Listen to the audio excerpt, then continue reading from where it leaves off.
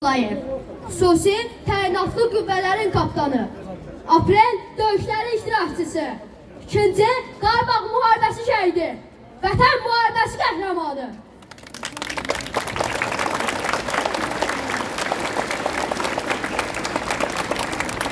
Rəşad Abdullayev 1988-ci il sentyabrın 14-də Cəlilabad rayonunun Göytəpə şəhərində anadan olub.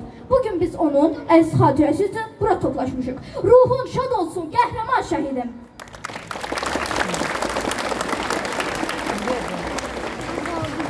Vakıf kaçtı. Gel bırak şehir diye mi? Sırayla mı? Ben sonra ardıcıl diyeceğim. Ürəyində qeyrət olan, ar olan, son nəfəsi torpağına yar olan, qoca dünya var olduqca var olan, əzəmətin mübarəkdir şəhidim.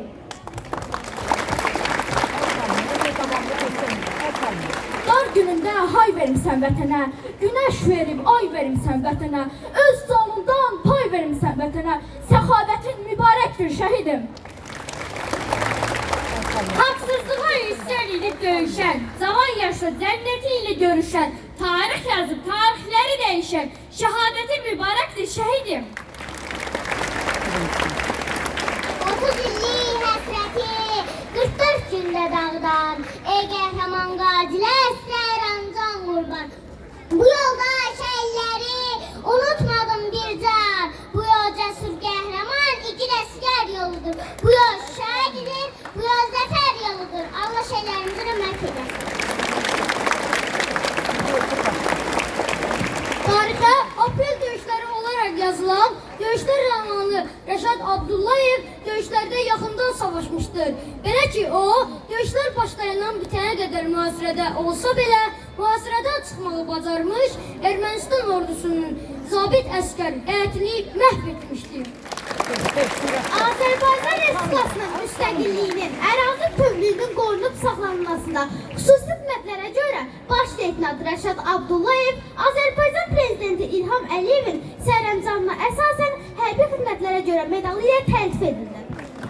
2014, 2015, 2017 və 2019-cu illərdə xarici ölkələrdə, o cümlədən Türkiyədə keçirilən Tur Az Qartalı paraşüt təlimlərinin iştirakçısı olaraq fərqlənməklə bitirmişdir.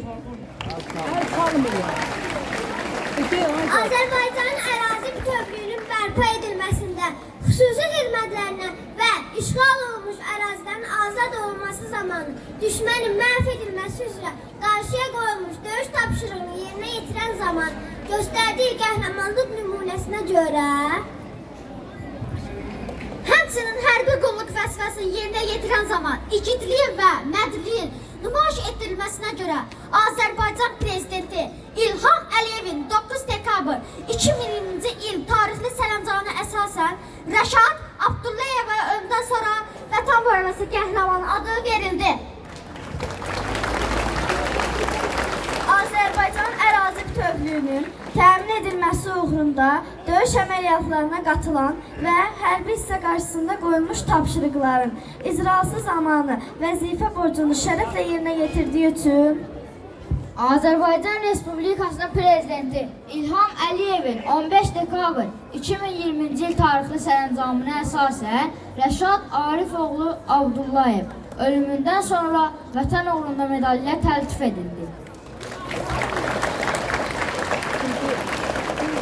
Azərbaycanın Kəlbəcər rayonunun işğaldan azad edilməsi uğrunda aparılan döyüş əməliyyatlarına qatılaraq şəxsi igidliyini və şücaətini nümayiş etdirdiyinə görə Azərbaycan Respublikasının Prezidenti İlham Əliyevin 29 dekabr 2020-ci il tarixli sərəncamına əsasən Rəşad Arifoğlu Abdullayev ölümündən sonra Kəlbəcərin azad olunmasına görə medalı ilə təltif edildi.